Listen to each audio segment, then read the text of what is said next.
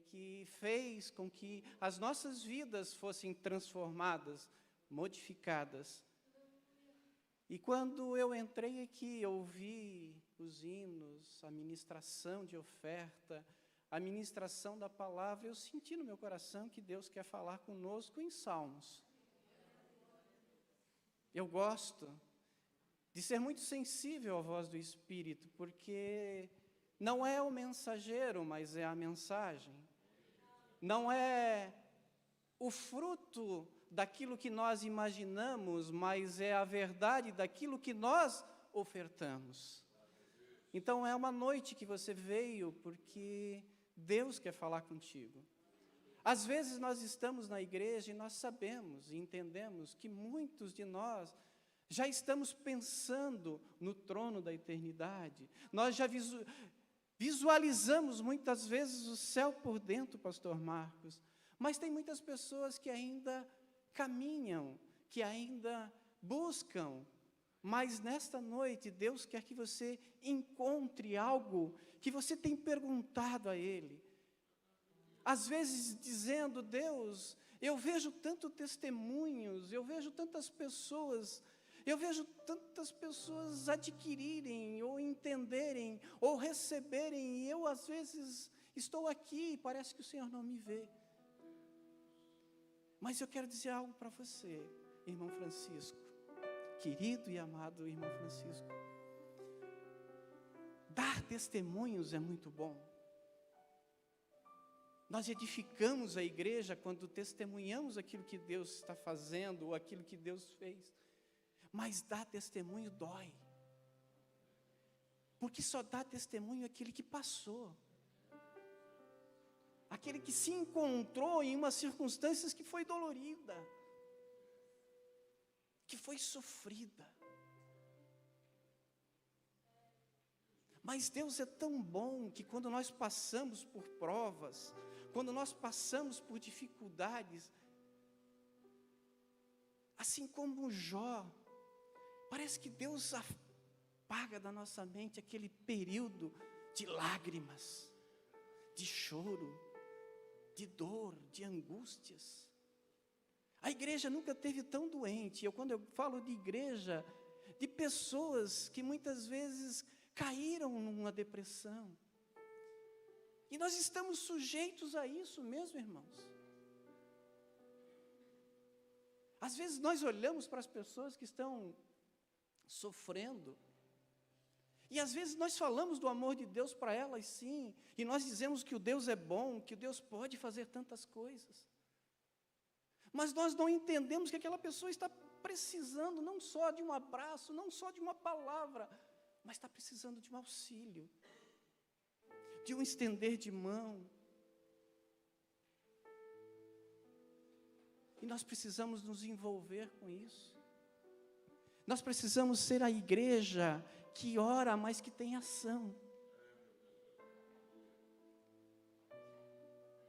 E às vezes, querido, nós falamos aqui sobre pecado. Nós falamos tanto sobre pecado porque a Bíblia é um manual que nos leva a entender o que é o pecado. Mas nós muitas vezes não entendemos os sintomas do pecado. E a omissão é um sintoma do pecado. A falta de compaixão é um sintoma do pecado. Eu colocar o meu filho, a minha esposa, no lugar de trono que é de Deus, que é de Jesus, é um sintoma do pecado. Quando você está resfriado, você sabe que está resfriado porque você tem sintomas. Mas às vezes o inimigo nos bota algumas coisas dizendo assim: o pecado é não roubar, é não matar, é não adulterar. Sim. Mas é quando eu negligencio. É quando eu venho para cá numa quarta-feira, num domingo, e sou alimentado e sou fortalecido. Eu não sei por que Deus está nos levando por aqui. Mas a gente é tão alimentado e sai daqui gordo da palavra. E continuamos nos enchendo e só ficando gordos. E não estamos alimentando. por isso que aqueles que já ouviram algumas mensagens minhas, você vai ver que eu adoro a reunião de mesa, o momento de mesa, de comunhão de mesa, que é onde as pessoas nos sugam. Porque mesa não é lugar de nos alimentarmos. Mesa é lugar de nós nos doarmos. Nós estamos aqui, vamos receber nesta noite. Deus vai jorrar sobre nós, mas amanhã nós alimentamos aquilo que nós recebemos. E nós precisamos entender isso, porque muitas vezes nós viemos para a igreja, nós recebemos o sopro do entusiasmo, o sopro de Deus, o sopro de vida, mas nós retemos isso. Sintomas. Por isso que eu gosto de ver a vida dos apóstolos depois do encontro da ressurreição. Porque parece que tudo mudou. Parece que houve um estralo, um start. Às vezes nós estamos que nem aqueles dois homens que caminham com Jesus ressuscitado. E a vida deles está tão preocupadas, tão cheias das preocupações do mundo, daquilo que aconteceu, da frustração, do mestre que veio, do carpinteiro de Nazaré, do Jesus, do homem que fez milagres, mas que naquele momento, para aqueles dois discípulos, frustrados,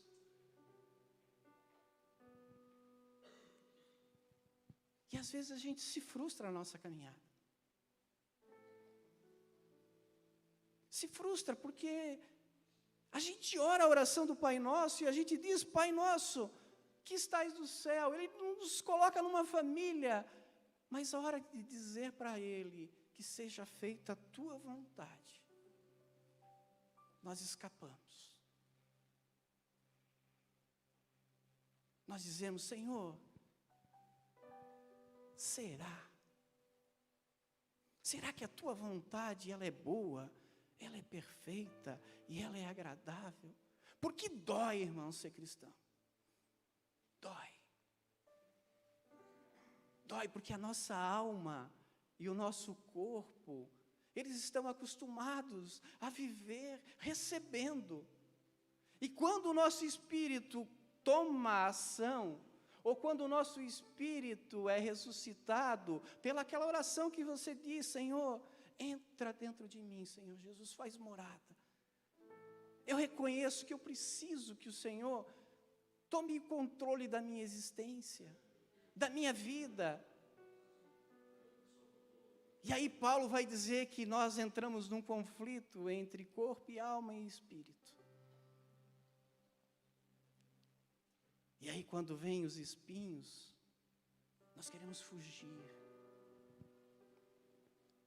Nós queremos arranjar atalhos. E não tem atalho com Jesus, irmãos. Porque Ele diz que há uma cruz que nós devemos carregar. E carregar a cruz me parece o grande desafio dos nossos dias. Mas vale a pena. Vale a pena, irmãos.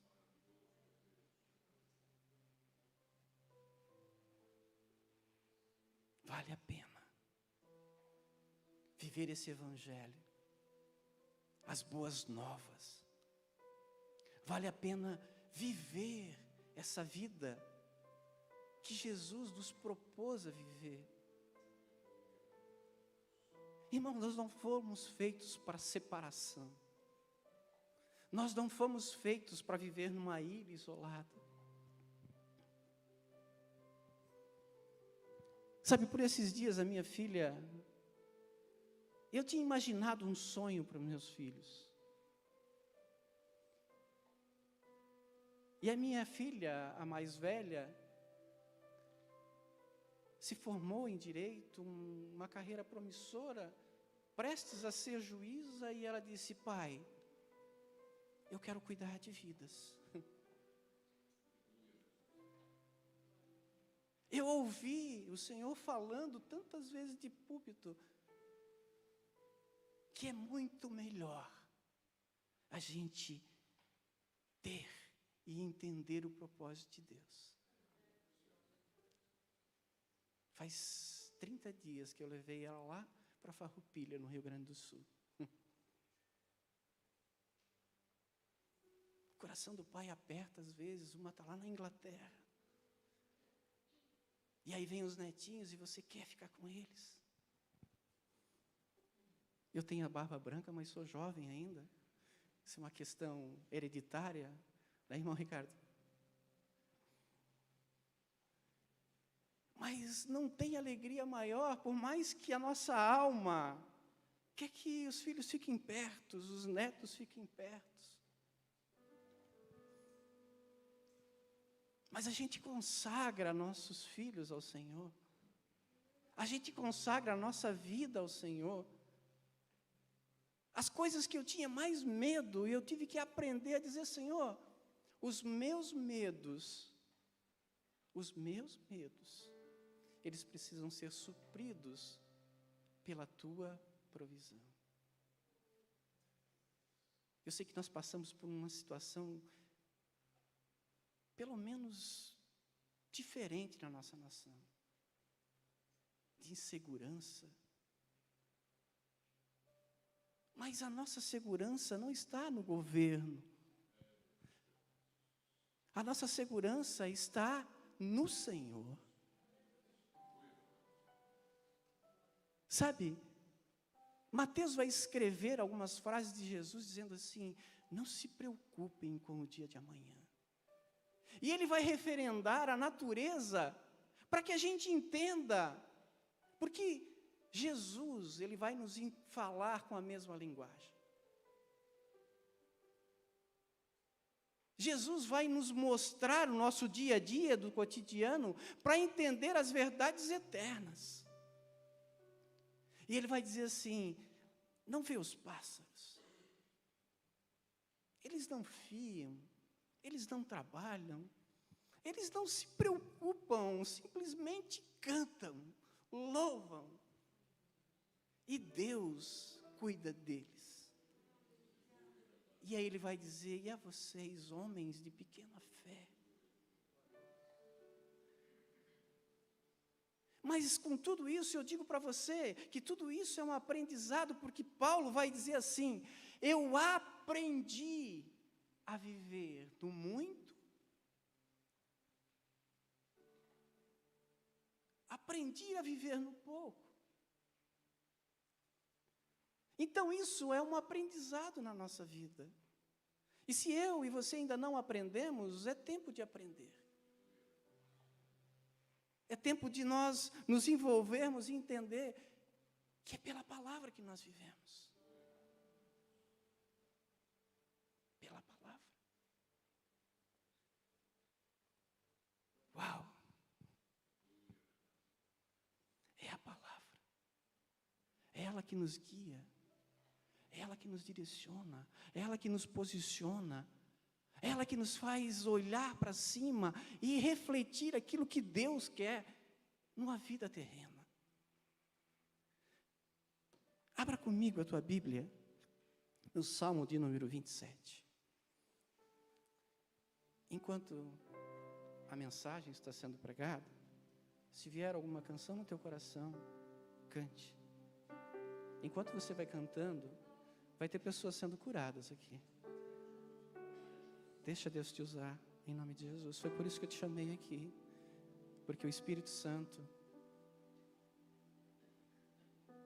Ele cura nos louvores.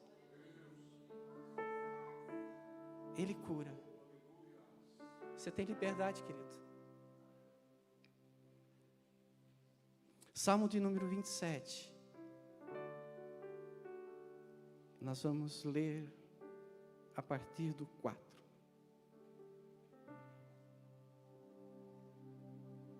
Quantos encontraram?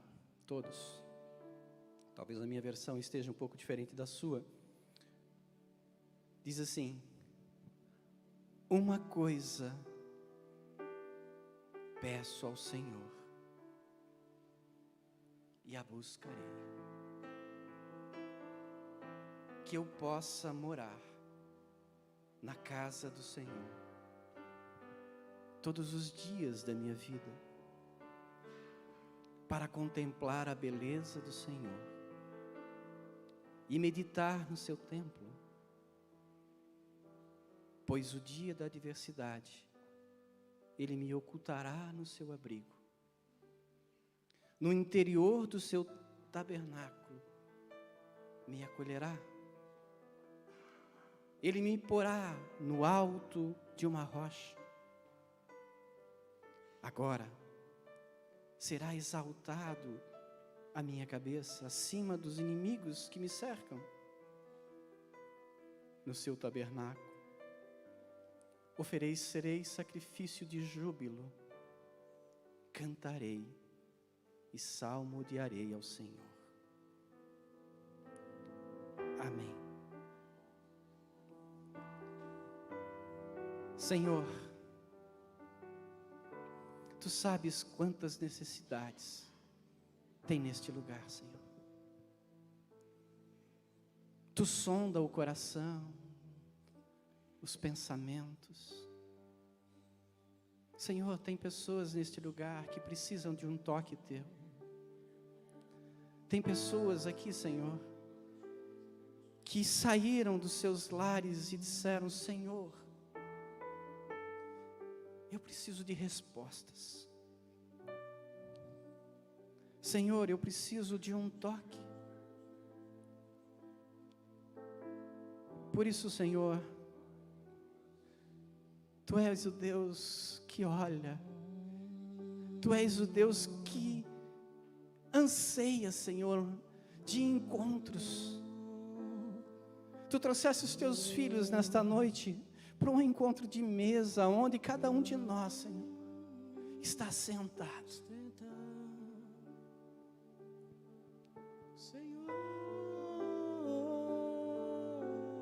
Nos cura.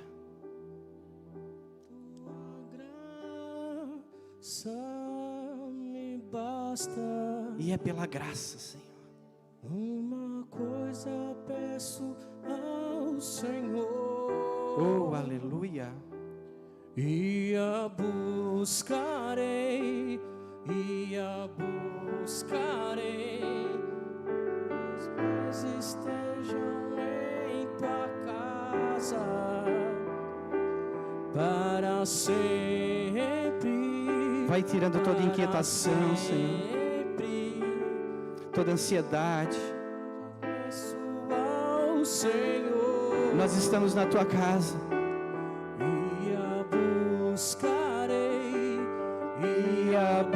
Buscarei que os meus pés estejam em tua casa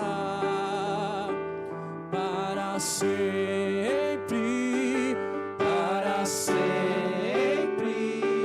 Teu amor me sustenta. Sim, Deus. Nas fraquezas, nas minhas fraquezas, Teu amor me sustenta. Nas minhas fraquezas, levanta suas mãos e declara só: Senhor.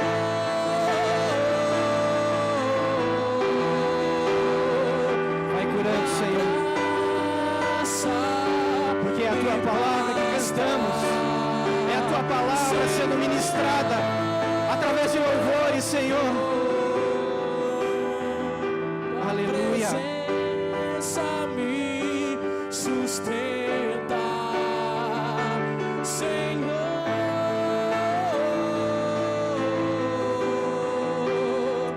Tua graça me basta, Senhor.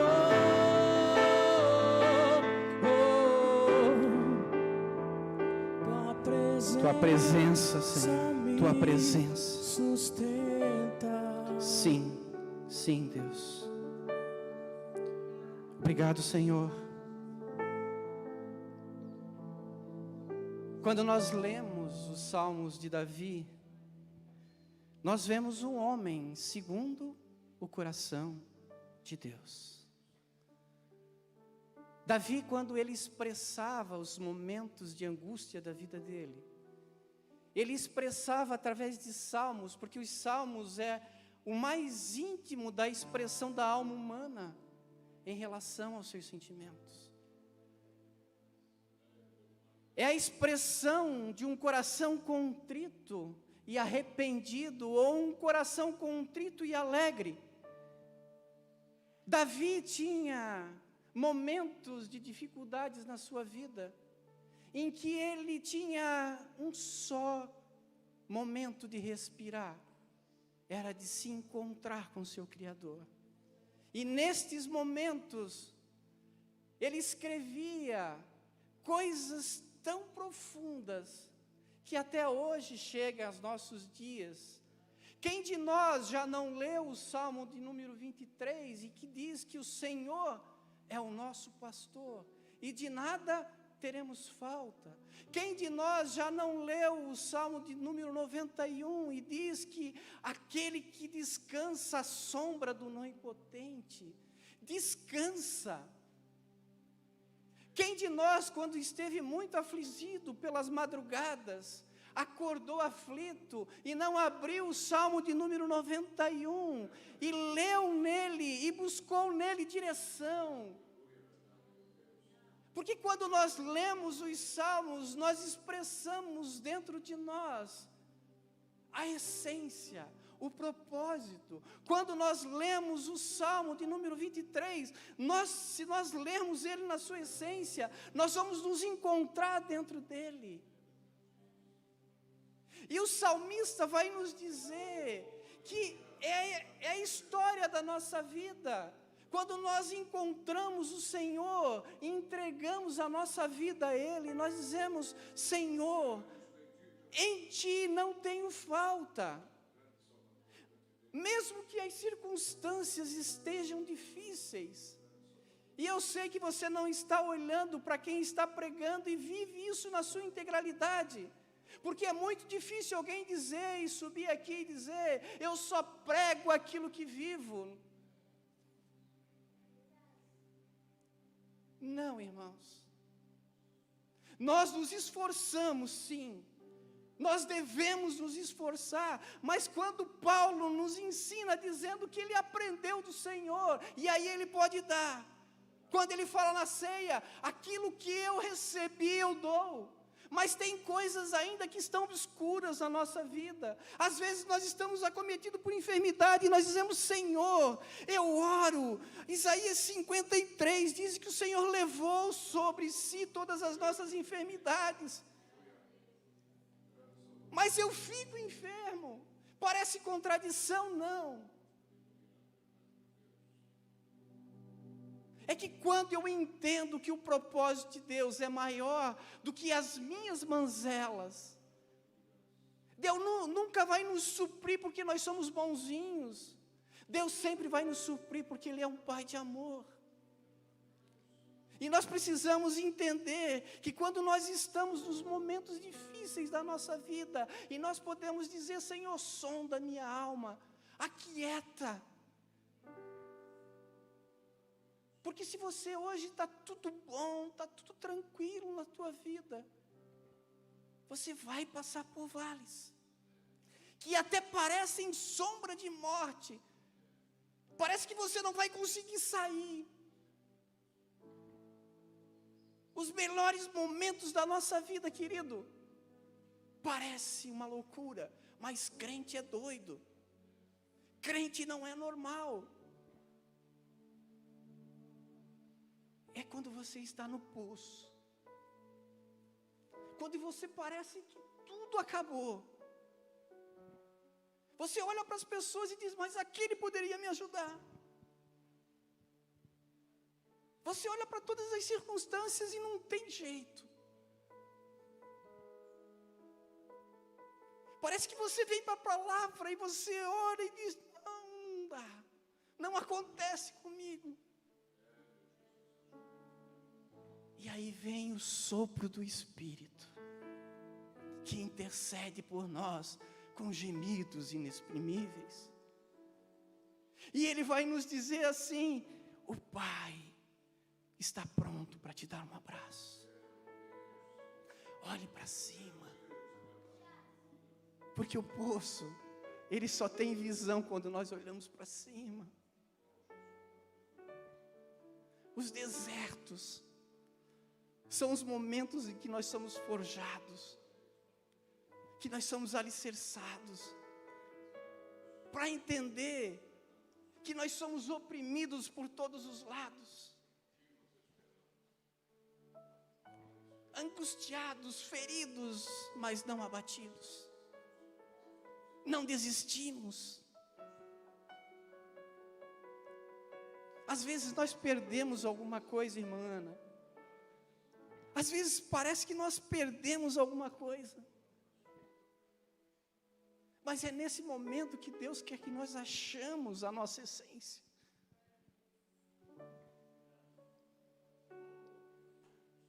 E a nossa essência é muito mais do que aquilo que nós estamos vendo. É por isso que na mesa,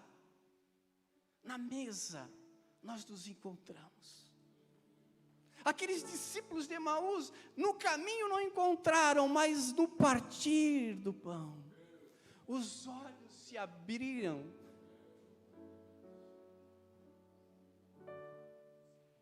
Quando os nossos olhos se abrem para as coisas eternas, nós vamos olhar para as coisas visíveis que nós vemos, e nós dissemos, nada se compara à eternidade.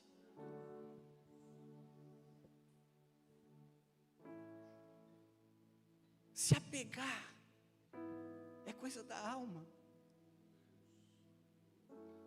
Entregar é coisa do Espírito. Sabe, eu me apaixono porque a Bíblia, de Gênesis até Apocalipse, ela vai falar de um homem. Que Paulo vai nos abrir os olhos dizendo assim, ele era Deus e se despiu da sua glória. E habitou entre nós. Sabe aquela sede que você sente? Ele sentiu. Sabe aquele cansaço que você sente? Ele sentiu. Sabe aquela dor que você sentiu? Dobra, triplica. Ele sentiu.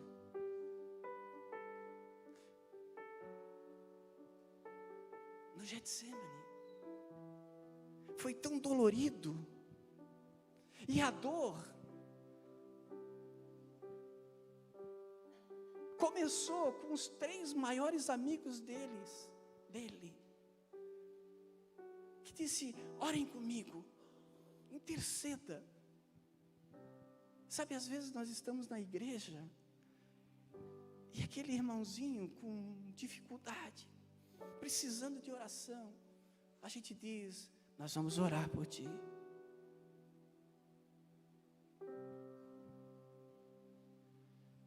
E ele chega em casa,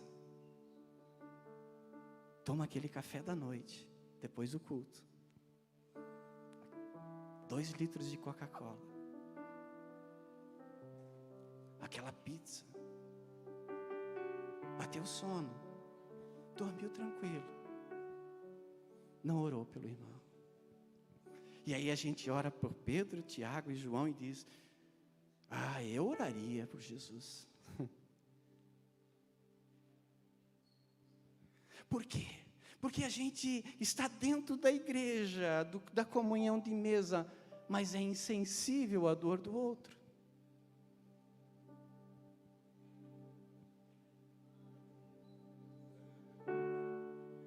Nós não pagamos o preço. Irmãos, quinta e sexta vai esfriar. Pague o preço. Acorde de madrugada, naquele frio. Ore pelo pastor. Ore por essa cidade. Ore por jovens que estão drogados. Ore pelos doentes.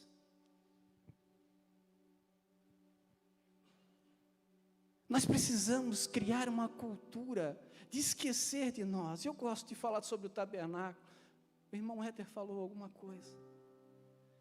Mas para o sacerdote entrar no tabernáculo,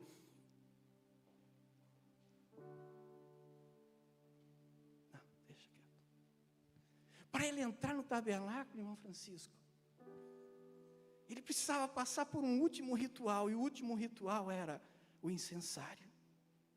E ele precisava bater o incensário. Bater o incensário. Porque quando nós queremos entrar na presença de Deus,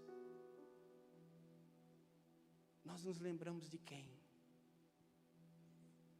Senhor, a minha casa. Senhor, o meu carro. Senhor, as minhas finanças.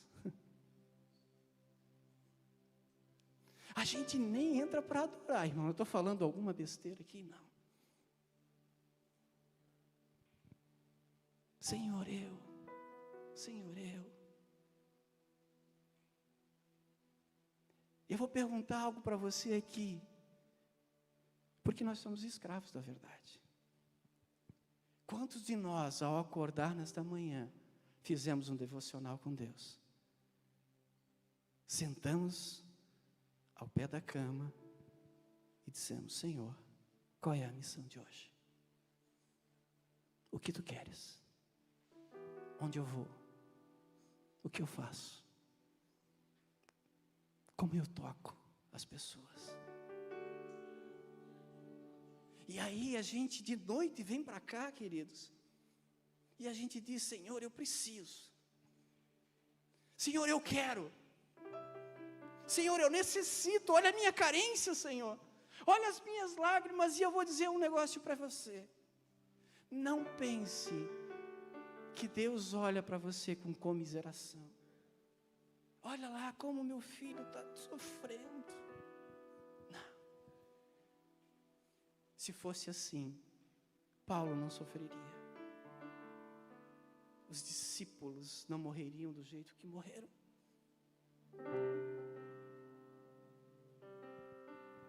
Nós não somos vítimas de nada.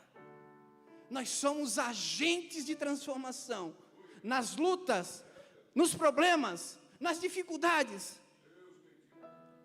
Precisamos aprender a viver assim. Mas quando vem as lutas, e eu falo por mim, queridos, às vezes vem a luta e eu quero me esconder. Eu quero me afastar. Eu preciso de um tempo. Somos assim. E nós precisamos despertar para esse tempo que Deus está nos forjando, para dizer: Senhor, eu quero, eu preciso, Senhor, todos os dias, estar na Tua presença.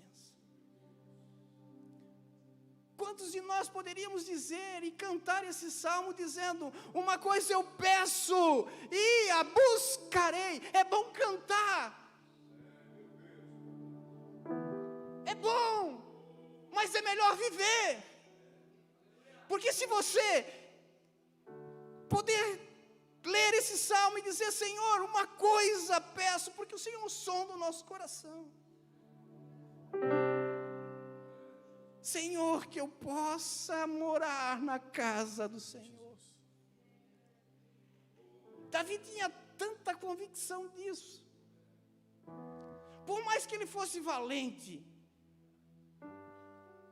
soldado de guerra, homens com mãos sujas de sangue, mas quando ele salmodiava, ele era aquele menino que encontrava o Pai em pastos verdejantes, em águas tranquilas.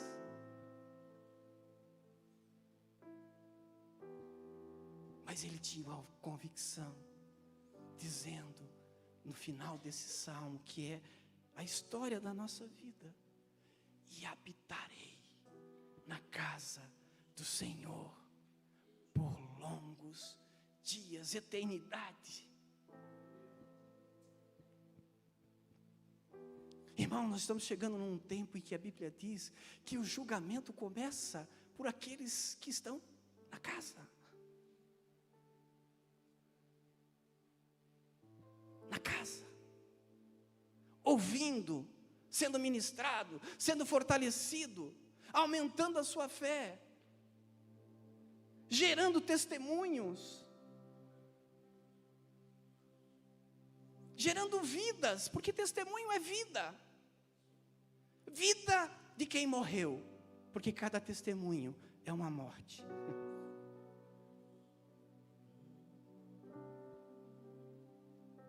Aleluia. Aleluia. Aleluia. Eu estou vendo muitos testemunhos.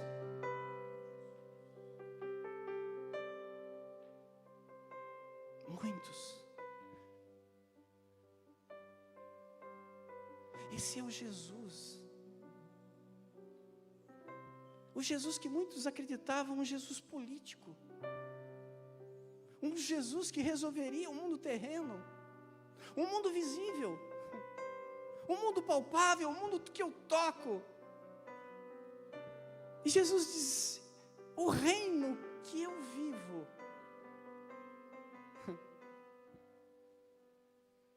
é muito mais do que aquilo que vocês estão pensando. O reino que eu vivo está dentro de vocês. Por isso não encontrem o reino de Deus fora de você. O reino que Jesus fala é um reino que não tem fim, que não busca interesses, mas que se doa, que se entrega.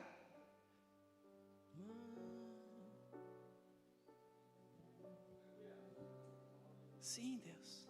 Teu perdão é completo, Ele sara minha alma, Ele sara minha alma.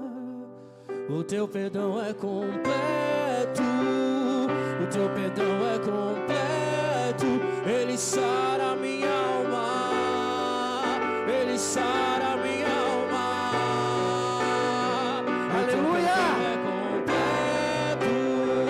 Teu perdão é completo, Ele sara minha alma, Ele sara minha alma. O teu perdão é completo, teu perdão é completo, Ele sara minha alma. É por isso que a palavra de Deus, ela vai dizer: o que adianta o homem ganhar o mundo todo e perder a sua alma?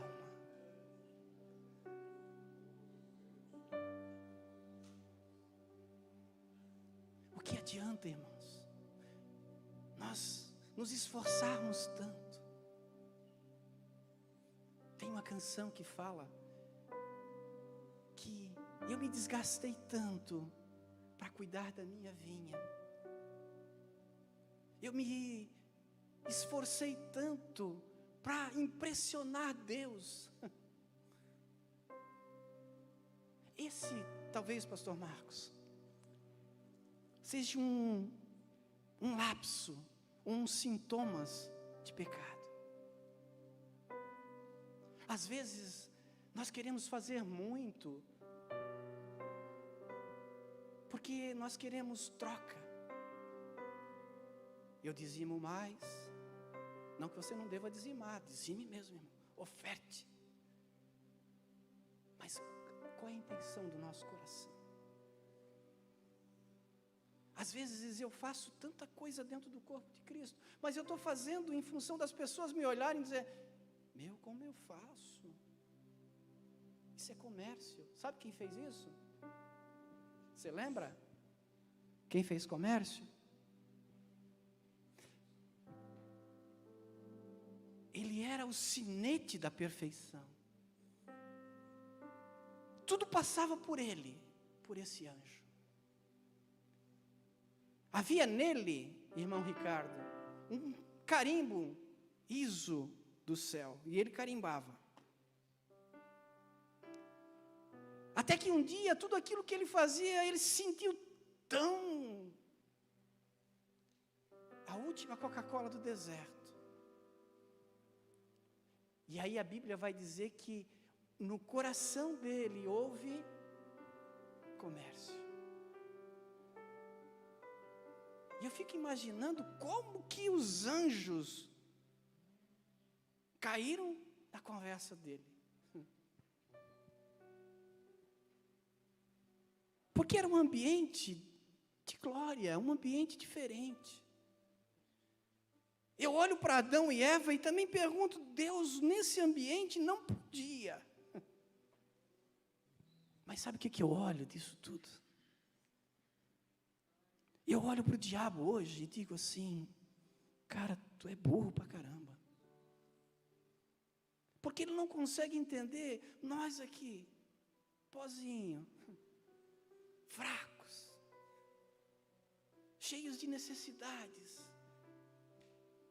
Nós precisamos de tudo, ar, água, comida, descanso. E ele diz, como pode? Eles passam por tantas dificuldades e eles não abandonam. Eles permanecem. Às vezes parece que nós estamos no último fôlego. E aí vem aquela palavra que diz, ei, levante, robô gigante. Avante, Mulher Maravilha. E na nossa fraqueza, o poder de Deus se aperfeiçoa. E nós vamos nos levantando, nos posicionamos e nós olhamos para o alvo.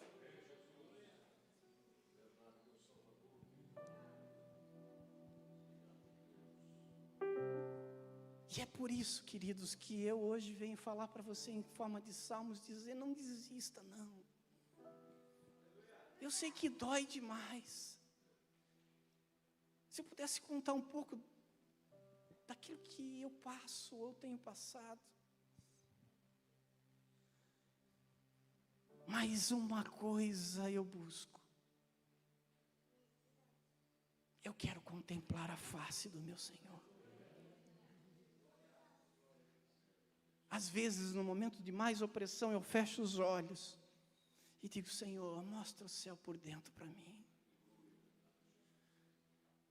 Senhor, venha ao meu encontro. E eu não falo daquilo que eu estou passando. Eu profetizo o que está por vir. Me diz uma coisa aqui. Eu não sei quanto tempo eu tenho. 9 horas, até quanto, pastor? 9:30. Quando a gente vê aquela história dos discípulos no barco. Quantos conhecem essas histórias? Os discípulos estão no barco e se avém uma grande tempestade. E a tempestade era tão forte que os discípulos tremeram. E Jesus vem surfando naquelas ondas.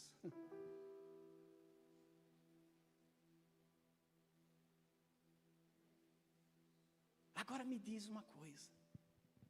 Qual é, se você estivesse no mar, qual é o lugar de segurança? É no barco ou é na água? Opa, eu vou perguntar de volta. No barco? É o lugar mais seguro? Por quê? A água não é o nosso habitat.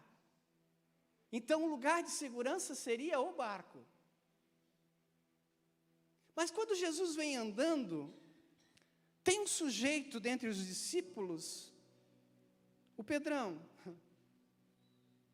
O Pedrão diz assim, Senhor, Se é o Senhor, se não é uma miragem, se não é uma fantasia da minha cabeça, se não é a minha fé, se não é que eu estou delirando, porque quem é crente delira, não é assim? Você vai ficar doido se você ler a Bíblia. E Pedro diz, olha, eu estou lendo a Torá, eu estou ficando, mas se é tu mesmo, me chama que eu vou.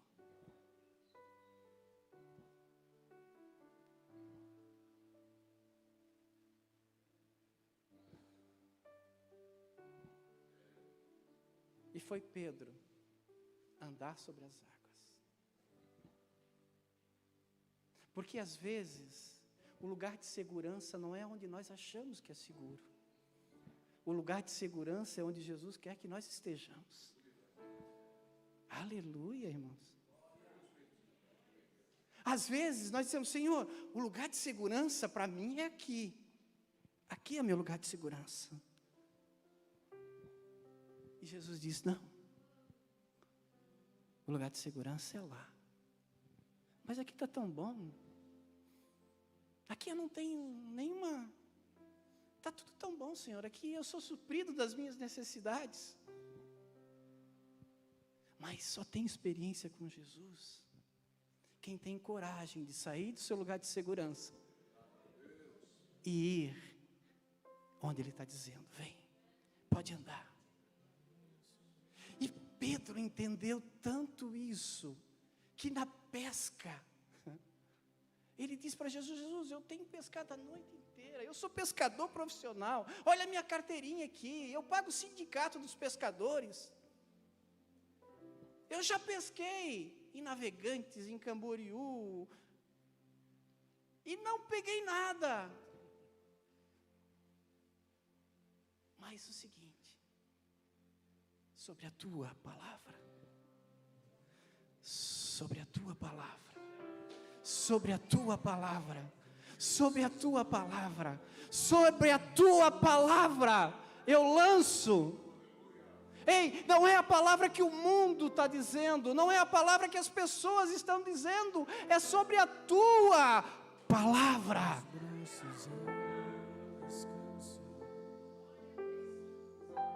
Tua palavra.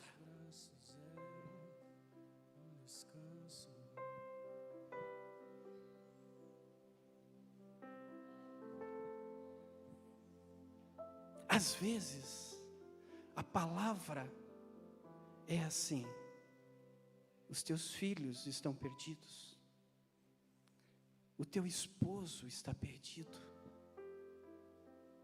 às vezes as tuas finanças estão rompidas, às vezes a palavra é a tua saúde, mas sobre a tua palavra,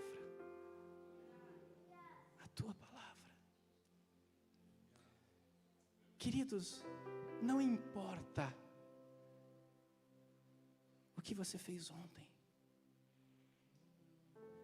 Talvez você tenha plantado abacaxis ontem. Você vai colher os abacaxis. Mas tenha certeza de que se você dizer, Senhor, eu plantei abacaxi, mas carrega comigo isso. Você vai sentir dor, mas você vai sair tão fortalecido. O caráter de Deus.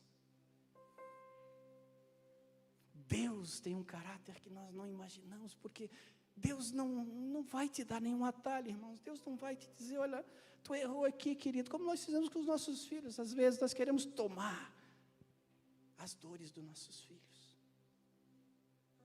E filho, irmãos, de 1 ano, ou de 50 anos, ou de 100 anos, vai ser teu filho. E em qualquer momento você vai sentir. Por isso que corpo de Cristo nós sentimos.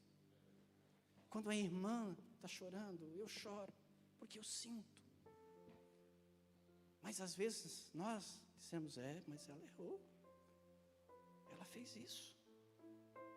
Consequência, pecado. Irmãos, ela já está tão acusada por que ela fez. Abraça, ajuda. A Bíblia diz que quando a gente ama essas pessoas a ponto de se desgastar com elas, nós trazemos brasas para perto de nós. Porque às vezes nós olhamos para aqueles homens que pegam aquela mulher em adultério e todos eles, ela pecou, ela foi pega em flagrante, tipificada no Código Penal 153, Código ABC.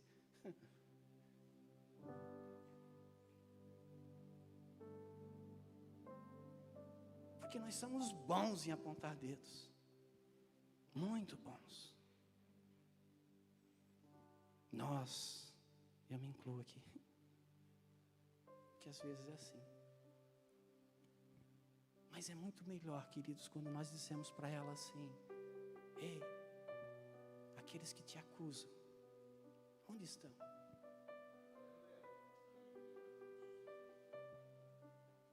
Vem cá. Vamos tratar essa ferida aí? Vamos botar um bálsamo de Gileade aí?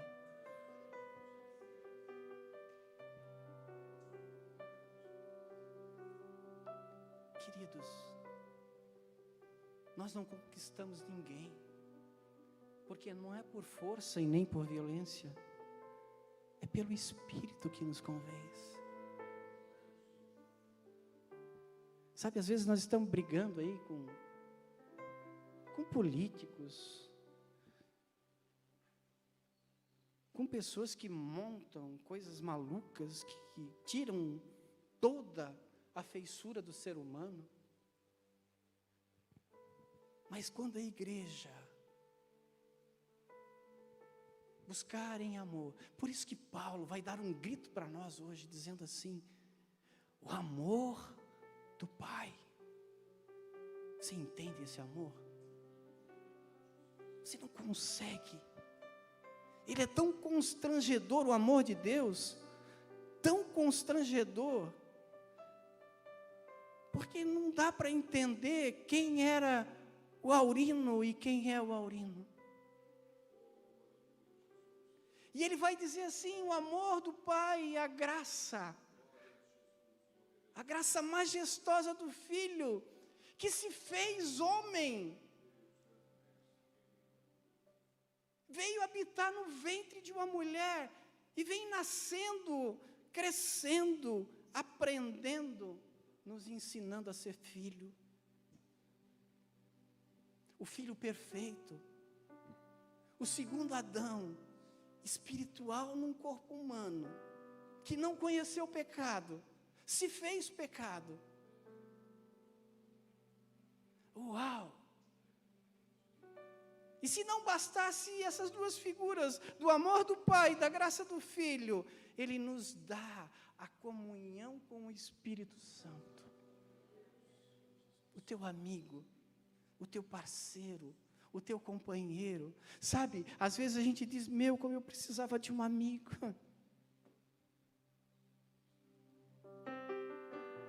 De um amigo.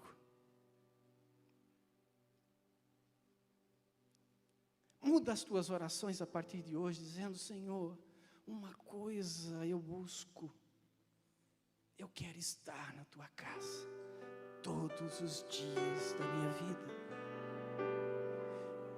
e contemplar a tua face. Contemplar a tua face. Fica de pé comigo. Tua casa, tua morada, eu sou teu lar. Mude as coisas de lugar, eu sou tua casa, tua morada, eu sou teu lar. Mude as coisas de o teu perdão é completo.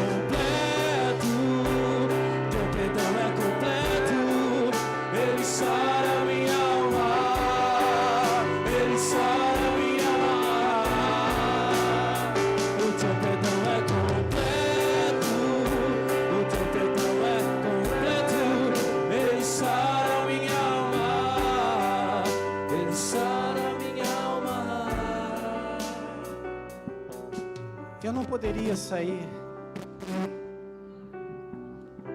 desse encontro de mesa sem te fazer 2 convites. O primeiro deles: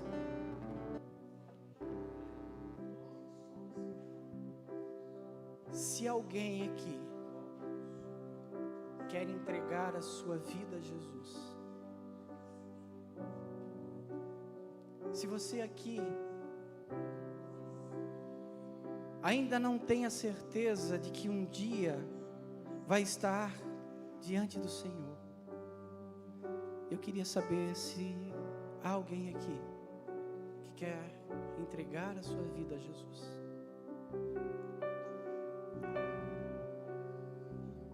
Todos já entregaram a sua vida a Jesus.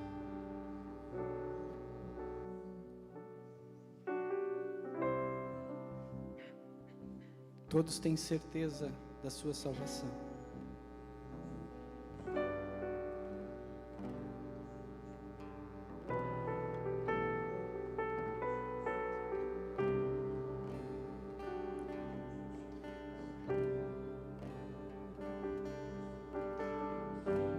Amém.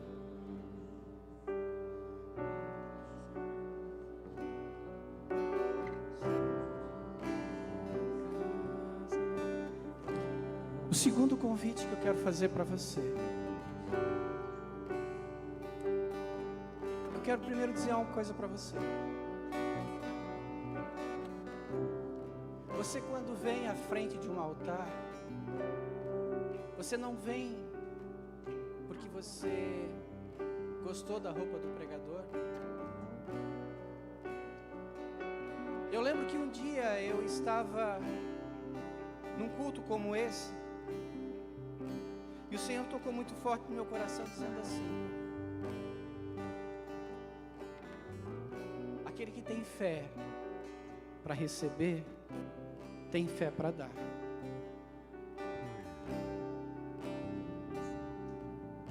E o que Deus gosta são pessoas desprovidas de qualquer tipo de constrangimento. Porque eu, quando ia num campo de futebol, eu pulava, eu corria, eu ia lá na frente querer falar com o jogador, e não me importava com ninguém que estava à minha volta. Ou quando nós íamos em qualquer bailão aí da vida, nós não importávamos como estávamos dançando, mas às vezes, para nós cairmos na presença de Deus, nós nos refutamos dizendo: o que vão pensar? E a palavra diz que aquele que tem vergonha do Senhor não será confessado no céu. Você está na casa do Senhor. E se está aqui, você está na casa do Pai. Quando você vai na casa do seu Pai, você tem vergonha de abrir a geladeira, de pegar o leite, de pegar o pão, você tem vergonha? Mas quando você vem para cá, você tem vergonha o que as pessoas vão imaginar. Mas o reino dos céus é como uma criança. Naquele dia o pregador fez uma mensagem e ele pediu para que as pessoas viessem à frente por salvação, e eu disse: meu Deus, será que eu tenho essa convicção? E eu corri, e eu aprendi o que era salvação de verdade, não por uma religião, mas por essência de vida. Porque se você tem vergonha de vir aqui, você tem vergonha de falar do amor de Deus lá fora, irmão. Às vezes nós não somos filhos, nós somos tudo menos filhos. E o convite que eu quero fazer para você agora é sobre isso: paternidade.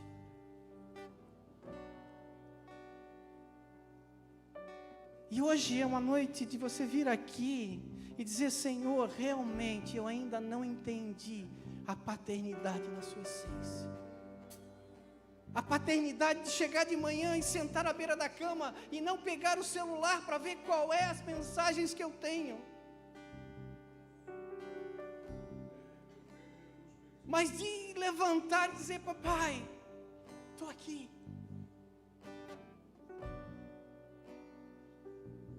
E eu sei que quando você vir aqui, por paternidade,